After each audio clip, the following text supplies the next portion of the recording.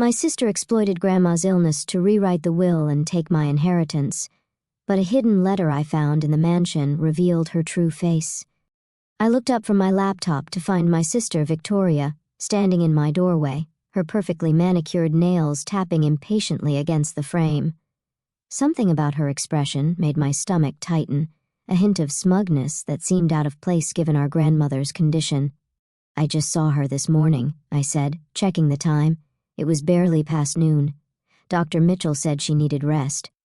Victoria's lips curved into what might have been a smile, but there was nothing warm about it. "Well, she's asking for you now, unless you're too busy with your little writing projects to spend time with our dying grandmother." The jab was typical Victoria, always finding ways to diminish my work as a novelist while flaunting her own success in real estate. I closed my laptop and stood, refusing to take the bait. "I'll go now." "My name is Olivia Bennett, and for the past 3 months, I've been living in my grandmother Eleanor's mansion, helping care for her as pancreatic cancer slowly took her from us." Victoria visited occasionally, usually when the lawyers were around, but I was the one who sat with Grandma through sleepless nights, who held her hand during chemo, who read to her when her eyes were too tired to focus on the pages herself. The mansion's long hallways echoed with memories as I made my way to Grandma's room. Every antique, every painting, every creaking floorboard had a story. I'd grown up exploring these corridors, discovering hidden nooks, and treating the whole place like my personal wonderland. Victoria had always preferred the country club, spending time with the right people, building connections she could use later. Outside Grandma's door, I paused. Voices drifted through the heavy oak, Victoria's lawyer, Mr. Whitman, and someone from the bank. My heart sank. This wasn't a social call. I knocked softly and entered to find Grandma propped up in her massive 4-poster bed, looking frailer than she had that morning. Victoria stood by the window, that same smug smile playing at her lips. 2 men in expensive suits sat in the antique chairs by the bed. "Olivia, darling," Grandma said, her voice weaker than I remembered. "Come sit with me." I moved to her side, taking her thin hand in mine. Her skin felt like paper, so delicate I was afraid it might tear. "Should I come back later?" I asked, eyeing the lawyers. No, Mr. Whitman said smoothly. "We've finished our business. Your grandmother just needs to sign a few papers." Victoria stepped forward, holding out an elegant fountain pen, Grandpa's old one, I realized with a start. "It's all right, Grandma, just like we discussed." Something felt wrong. Grandma's hand trembled as she took the pen, and her signature was barely legible as she scratched it across the documents. Mr. Whitman gathered them quickly, tucking them into his briefcase with an efficiency that seemed almost rehearsed. "What was that about?" I asked after they'd left, trying to keep my voice casual. "Just some updates to my will, dear," Grandma said, her eyes already drooping. "Victoria's been so helpful explaining all the legal terminology." She drifted off to sleep before finishing the sentence. I tucked the blankets around her, my mind racing. Victoria had never shown much interest in legal matters before, unless there was something in it for her.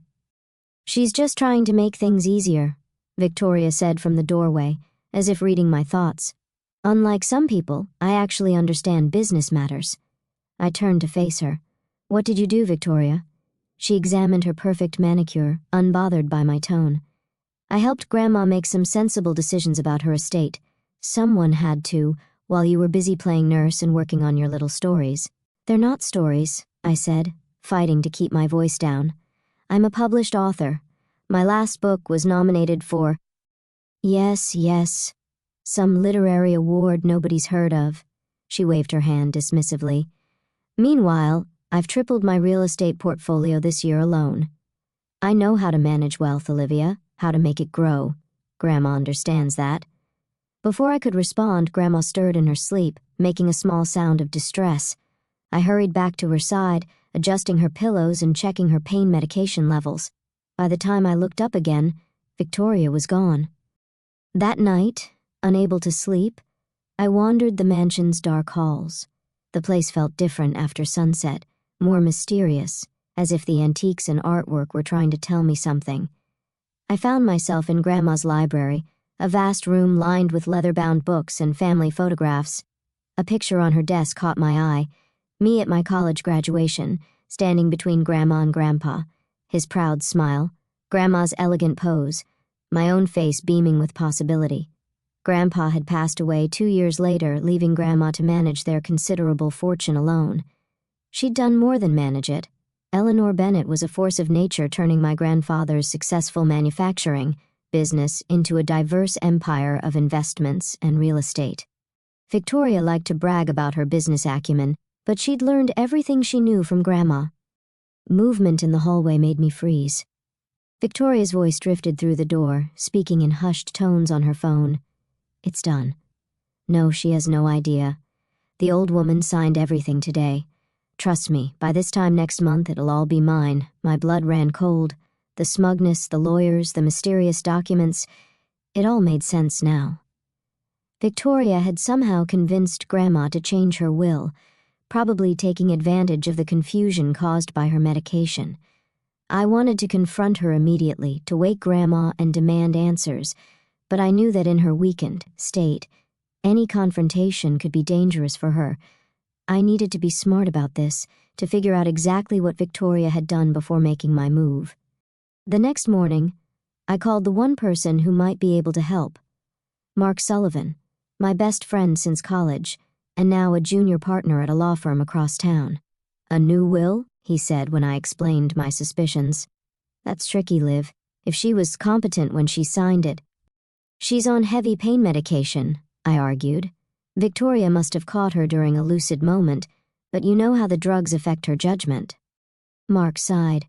"Look, I can make some discreet inquiries, but unless we can prove undue influence or lack of capacity, there might not be much we can do."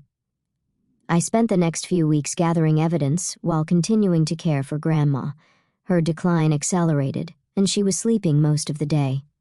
Victoria visited more frequently now, always with documents for Grandma to sign, always when she was most heavily medicated.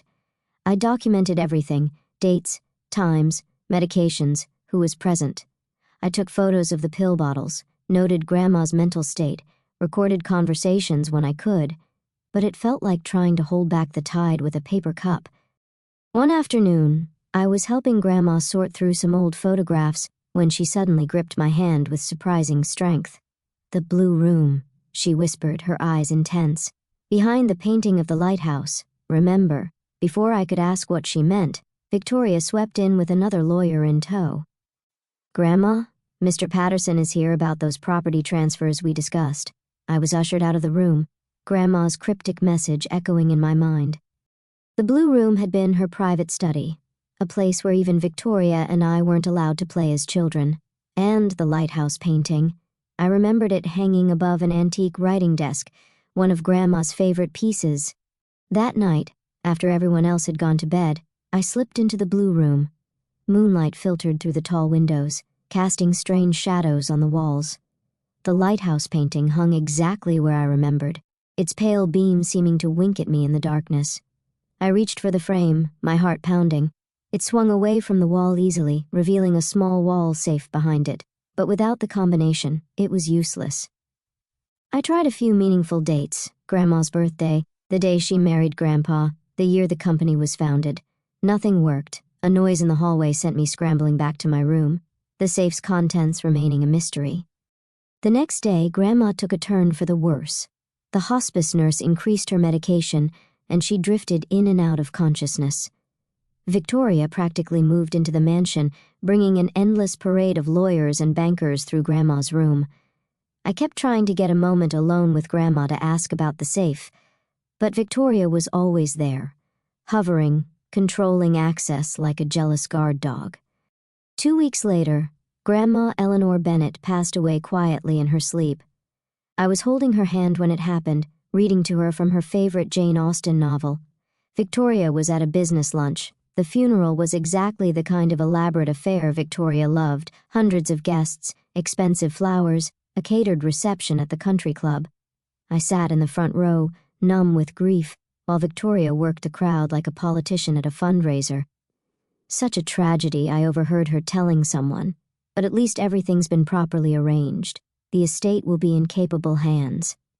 The will reading was scheduled for the following Monday. As I drove to the lawyer's office, I couldn't shake the feeling that I was walking into a trap. Victoria's new Mercedes was already parked outside, gleaming in the morning sun like a well-polished threat. Mr. Whitman's office was all dark wood and leather, the kind of place that reeked of old money and quiet power. Victoria sat in one of the visitor chairs, wearing a black dress that probably cost more than I made in 3 months as a writer. "Shall we begin?" Mr. Whitman asked, adjusting his wire-rimmed glasses. What happened next felt like watching a car crash in slow motion. The new will, signed just weeks before Grandma's death, left everything: the mansion, the business interests, the investments, everything to Victoria. My inheritance had been reduced to a small trust fund that would pay out a modest monthly stipend. "Are you sure this is right?" I asked, my voice sounding distant to my own ears. Grandma always said she wanted to split things equally. "The previous will was revoked," Mr. Whitman said smoothly. "Your grandmother was very clear about her final wishes." Victoria stood, gathering her designer purse. "Well, I should get started. There's so much to manage." She paused by my chair, her smile sharp as a razor. "Don't worry, little sister. I'll let you keep your room in the mansion for now, though you might want to start looking for a small apartment, something more appropriate to your means." I sat there long after they'd left, staring at the copy of the will in my hands. Everything we'd grown up believing, all of Grandma's promises about preserving the family legacy for both of us, gone with a few strokes of a pen. But as I drove back to the mansion, no longer my home, I realized with a fresh wave of pain, I remembered Grandma's last cryptic message, the blue room, the lighthouse painting. She'd been trying to tell me something. That night, I waited until Victoria retired to the master suite. She'd already moved into Grandma's room, before making my way to the blue room. The lighthouse painting watched as I once again tried to crack the safe's combination. Just as I was about to give up, a memory surfaced. Grandma teaching me to play chess when I was 7, telling me that sometimes the best move isn't the most obvious one. On a hunch, I tried the chess notation for her favorite opening move, e4. The safe clicked open. Inside was a single envelope, my name written in Grandma's elegant handwriting. My hands shook as I opened it, and what I found inside would change everything, but I didn't know that yet. All I knew was that the game wasn't over. It was just beginning. My hands trembled as I unfolded the contents of Grandma's envelope. Inside, I found a letter, a small brass key, and what looked like a bank statement from the Cayman Islands. "My dearest Olivia," the letter began in Grandma's familiar, elegant script. "If you're reading this, then 2 things have happened. I'm no longer with you, and Victoria has shown her true colors. I've watched her manipulate and scheme her way through life, always taking the easy path, never understanding the true value of what we built. But you, my darling girl, you have your grandfather's heart and my mind, a dangerous combination." I sank into Grandma's old leather chair, my heart pounding as I continued reading. "The key enclosed opens a safety deposit box at First National Bank, box number 2247. What you find inside will help you restore balance to our family legacy. Victoria believes she knows everything about our family's wealth, but your grandfather and I were smarter than that. We never kept all our eggs in one basket." The bank statement showed a balance that made my eyes widen. Over $50 million in an offshore account, completely separate from the family's known assets. "But be careful, my dear," the letter continued. "Victoria is more dangerous than you know. The night your grandfather died wasn't the peaceful passing everyone believes it to be. I've spent years gathering evidence, protecting you both while trying to understand the truth. Now that burden passes to you." I nearly dropped the letter. Was Grandma suggesting that Victoria had something to do with Grandpa's death? The implications were staggering. A noise in the hallway made me quickly return everything to the safe, except the key, which I slipped into my pocket just in time. Victoria appeared in the doorway, wearing silk pajamas that probably cost more than my car. "What are you doing in here?" she demanded, eyes narrowing. "Just remembering," I said, forcing my voice to stay steady. This was always Grandma's favorite room. "Well, it's my house now," she said, walking in and running her hand possessively along the antique desk. "And I'm thinking of renovating. All these old things, they're so dated. I watched her examine the lighthouse painting, my heart racing. Did she know about the safe behind it? But she just wrinkled her nose and moved on. You should start packing, she added casually. I'm having the house redecorated next week and your room needs to be cleared out. The will said I could stay. The will gives me full control of the property, she cut in, her smile sharp. And I'm exercising that control. You have until Friday. After she left, I sat in the darkness for a long time thinking about Grandma's letter. If what she suggested was true, my sister wasn't just greedy, she was dangerous. The next morning, I called Mark. I need your help, I said when he picked up. What do you know about Cayman Islands banking laws? Enough to know I should pretend you didn't ask me that, he replied. What's going on, Liv?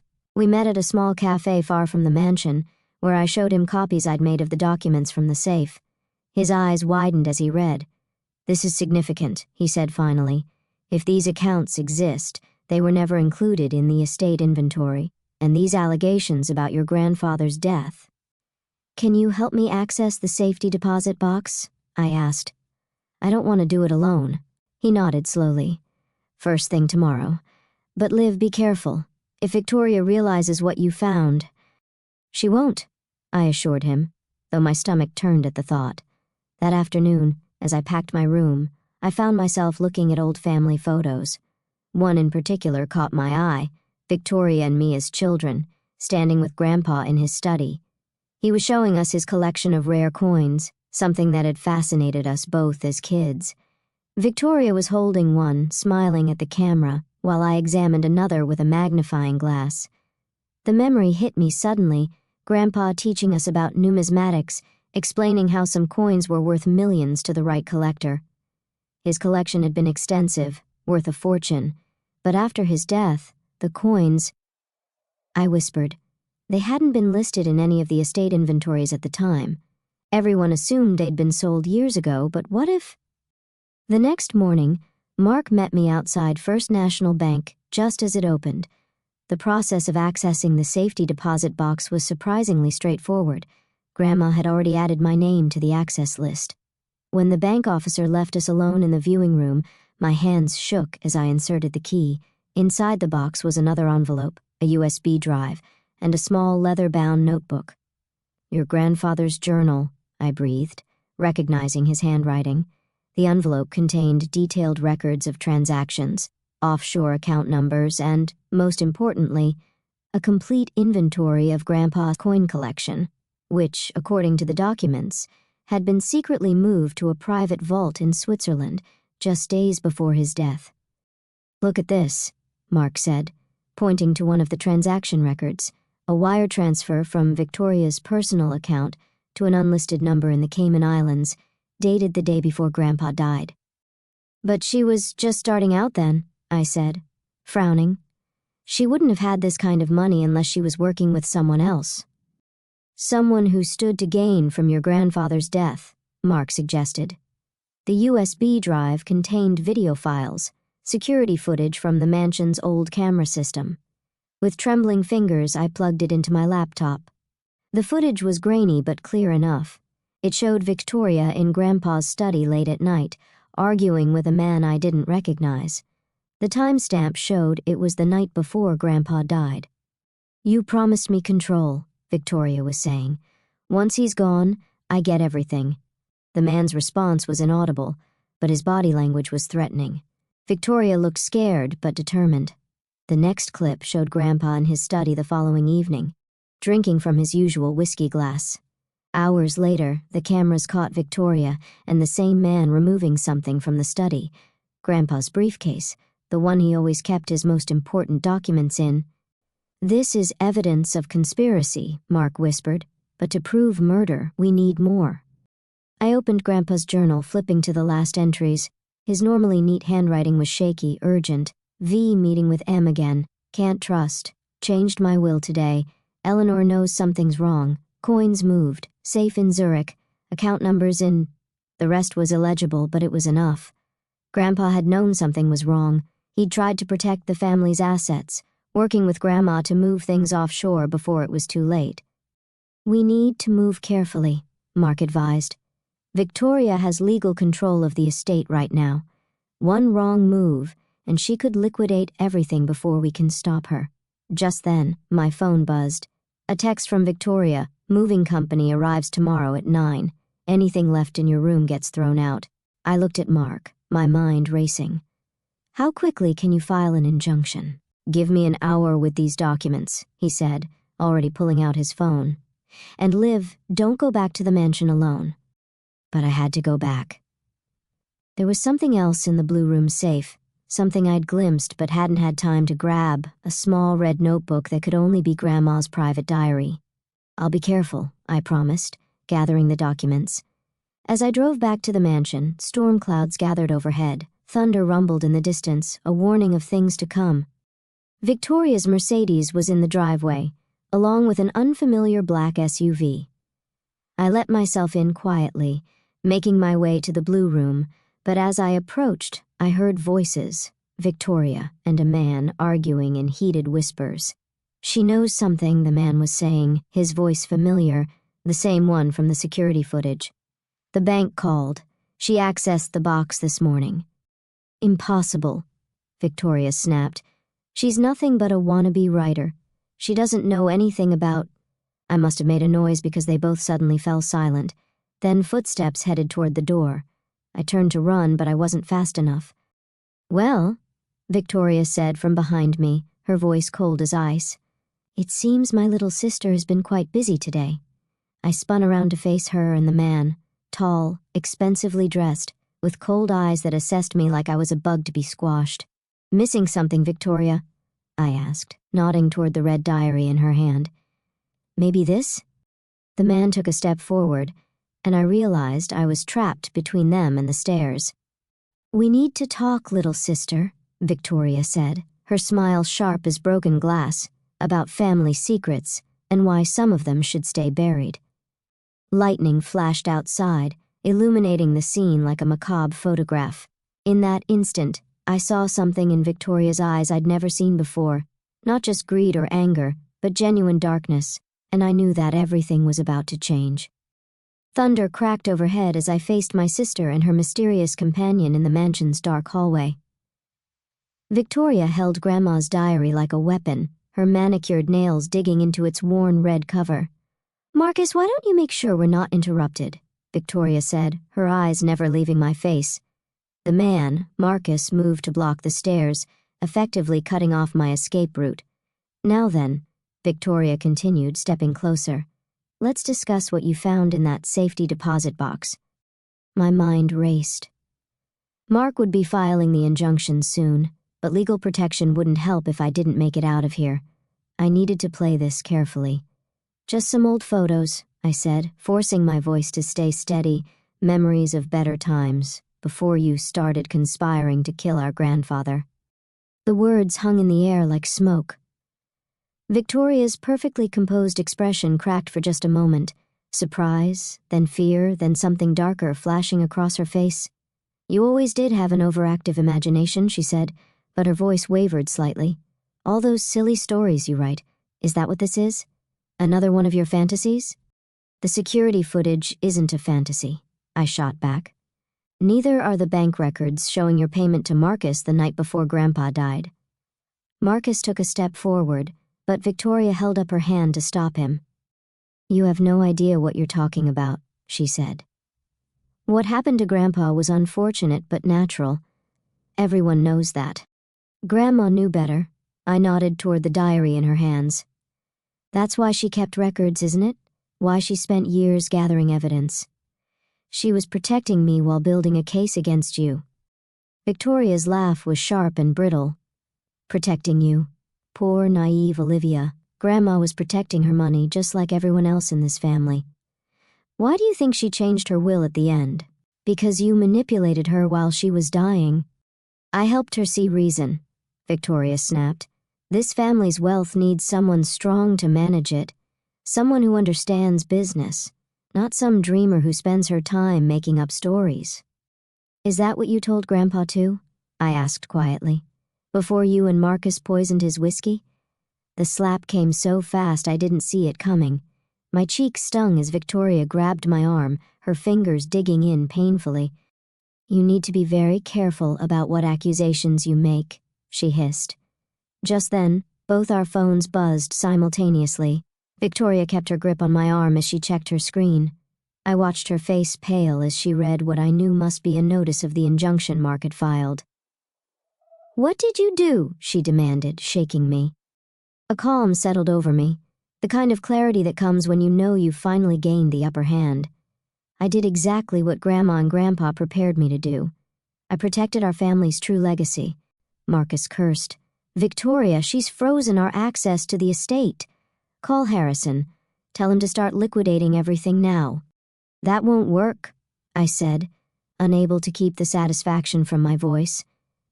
The offshore accounts, the coin collection in Switzerland, none of it was ever part of the estate. Grandpa moved everything before he died, didn't he? That's why you were so angry that night. He'd outmaneuvered you. Victoria's grip loosened as realization dawned in her eyes. "The coins!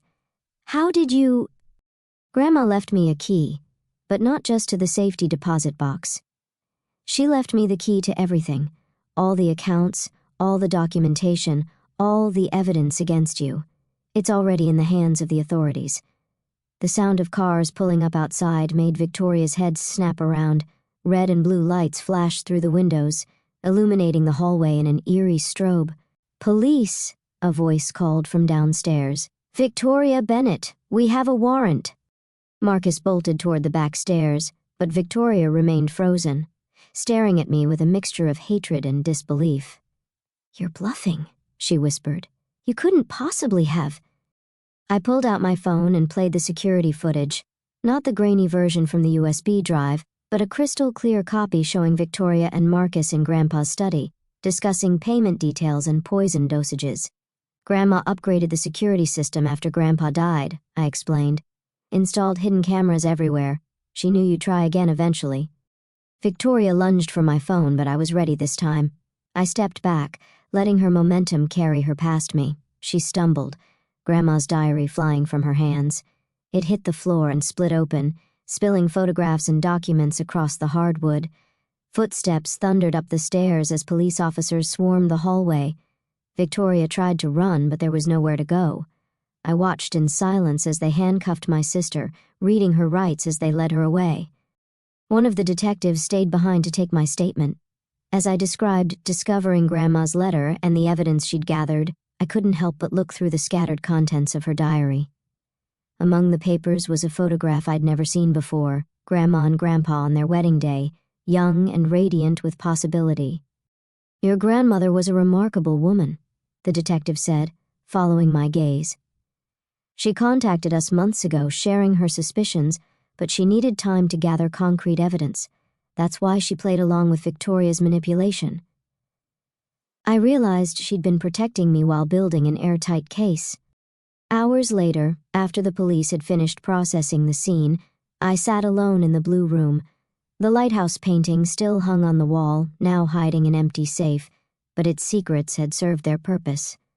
My phone buzzed, a message from Mark, just heard from the Swiss bank. "The coin collection is intact, estimated value $75 million. Call me when you can." I leaned back in Grandma's chair, emotion washing over me in waves. Victoria and Marcus were in custody, along with several co-conspirators, including Mr. Whitman, who had helped orchestrate the fake changes. The family's true assets were secure, and, more importantly, Grandpa would finally have justice. A soft knock at the door made me look up. Anna, our housekeeper of 20 years, stood there with tears in her eyes. "Miss Olivia," she said, "I should have told you sooner. The night your grandfather died, I saw—" I stood and took her hands in mine. "It's okay, Anna. We know everything now." She nodded, squeezing my hands. "Your grandmother was so proud of you. She knew you'd be the one to make things right." As if to emphasize her words, I noticed something carved into the arm of Grandma's chair, tiny letters, worn smooth by years of use. "Truth prevails." Over the next few weeks, the full story emerged. Victoria had partnered with Marcus, a corrupt investment banker, to gain control of the family fortune. They'd started with Grandpa, thinking his death would leave everything vulnerable. But Grandpa had suspected something was wrong and had taken steps to protect his legacy. Grandma had carried on his work, carefully documenting Victoria's crimes while appearing to be a helpless victim. She'd known my sister would try to take advantage of her illness, and she'd used that assumption to lay a perfect trap. The investigation uncovered other victims, wealthy families whose fortunes had mysteriously disappeared after dealing with Marcus's investment firm. Victoria had been his inside connection to high society, helping him identify targets while building her own real estate empire on stolen money. I donated most of Grandpa's coin collection to museums, keeping just a few special pieces he'd shown me as a child. The offshore accounts were restructured into a charitable foundation, funding arts, education, and literacy programs, causes that would have made Grandma smile. The mansion felt different now, lighter somehow. I kept most of the antiques, but opened up the dark rooms, letting in sun and fresh air. The blue room became my writing study, the lighthouse painting still keeping watch over its empty safe. One evening, about 6 months after Victoria's arrest, I found myself looking through old family albums. There was a picture of all of us, Grandma, Grandpa, Victoria, and me, taken at my high school graduation. Everyone was smiling, looking like the perfect family. Appearances can be deceiving, Grandma had always said. But the truth has a way of coming out. She'd left me more than just money and evidence. She'd left me a lesson about patience, about justice, about the power of playing a long game. Victoria had always thought strength meant taking what you wanted.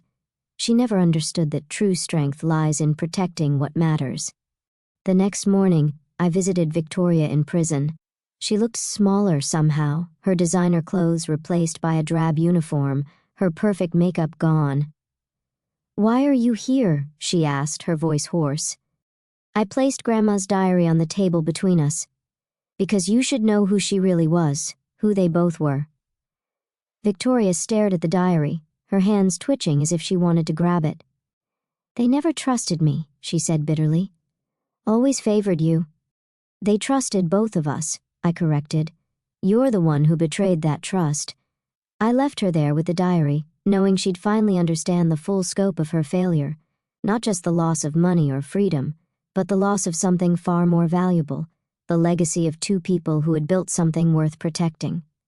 Back at the mansion, I walked through rooms filled with memories, the antiques that had witnessed our family's rise and fall, the photographs that told stories both true and false, the quiet corners where a little girl once played while her grandmother watched, planning, preparing, protecting. In the blue room, I sat at my desk and began to write, not a novel this time, but a different kind of story, the true story of Eleanor Bennett, who had outmaneuvered her enemies from beyond the grave, of William Bennett, who had sacrificed everything to protect his legacy, of a sister consumed by greed, and another sister who found strength in truth. Outside, the sun set behind the lighthouse painting, its beams seeming to wink at me one last time. I touched Grandma's sapphire pendant, a piece of the inheritance that really mattered, and smiled. Sometimes the best revenge isn't revenge at all. Sometimes it's simply letting the truth come to light, one carefully planned revelation at a time. I am Olivia Bennett, guardian of my family's true legacy. Not the money or the mansion or the rare coins, but the wisdom to know that wealth isn't measured in dollars. It's measured in the choices we make, the truths we protect, and the stories we leave behind. And my story was just beginning.